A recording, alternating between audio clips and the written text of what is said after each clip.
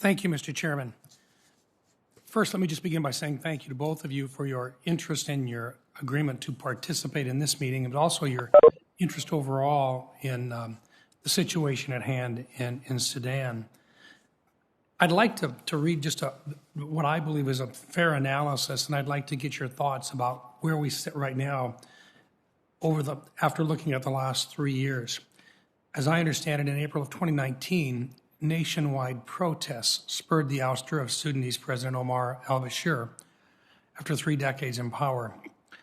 To defuse the crisis at that time, mediators brokered a deal in which the coup leaders and civilians would share power during a 3-year transition period, leading to elections and full civilian rule. The transitional government that was subsequently formed was broadly welcomed by the international community and began reforms, pursued peace talks with rebel groups, and sought to end the country's international isolation. The government's reforms helped to secure funding from international donors, including the United States, and support for multilateral debt relief. U.S.-Sudan relations improved dramatically, and in late 2020, Sudan agreed to normalize ties with Israel. In mid-September 2021, the transitional government announced that a coup attempt, purportedly by loyalists of the former regime, had been thwarted. General Burhan became increasingly critical of civilian leaders, including Prime Minister Hamdok, and that was after this had occurred.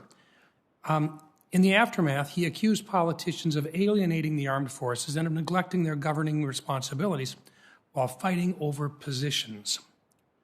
As Burhan pressed for Hamdok to replace his cabinet, pro-democracy forces responded on October 21, organizing a mass protest against the prospect of a military takeover. Overnight, on October 25, security forces detained Hamdok, several ministers, and other officials, and took control of state media. In November, Burhan reconstituted the Sovereign Council, replacing civilian members of the government with his own appointees. On November 21, at which point at least 40 protesters had been killed, Hamdok signed a political agreement with Burhan in what he said was an effort to avert more bloodshed and protect economic gains. The deal restored the prime minister to his position, but with the stipulation that a new cabinet of technocrats, rather than politicians, be formed.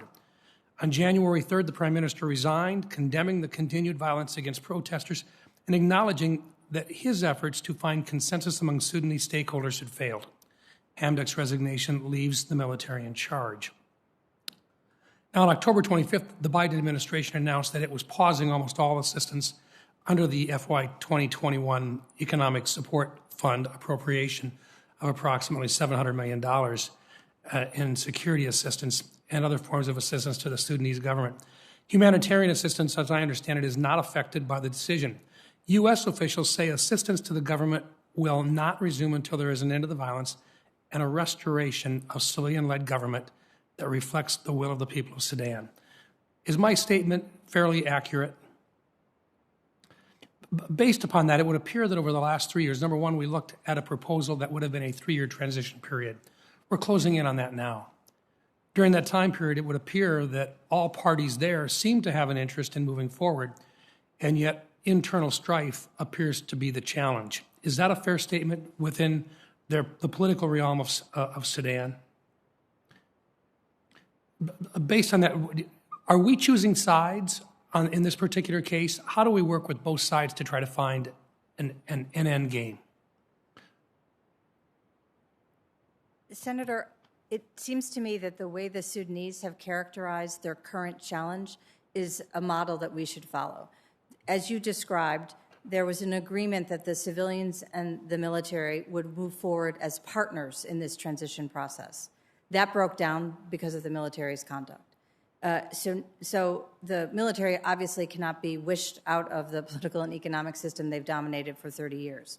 So the way the Sudanese are now formulating the approach is that they recognize the military must be a participant in the process in which all stakeholders need to redefine the role of the military. Every country needs a military to defend the borders, to defend the nation, to defend the sovereignty. The problem in Sudan has been the military's overreach. Do we have access and do we have ongoing communications with both sides in this particular case? Yes. And when would you consider the communications good communications, open communications? Yes, I would. As you know, I've traveled twice and spoken to leaders of the security forces, and I've also spoken to them on the phone, and our embassy regularly engages. So I would characterize our engagement across the board with all Sudanese as constructive.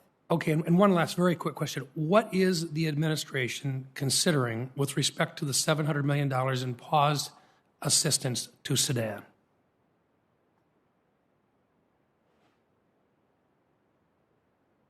We've come close to it, but we haven't answered the question yet.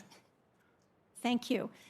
So in consultation with Congress so far and with the interagency, we have already looked to program roughly $100 million of that money with a focus on civil society. So working not directly with the government, but with civil society groups outside the government, private organizations, both in the center of the country in Khartoum, but also in regional and local areas, helping them with training and education on civics to better strengthen and prepare them for this eventual transition.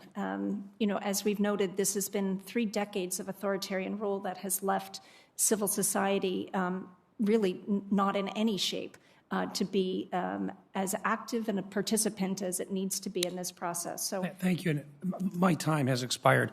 Thank you, Mr. Chair.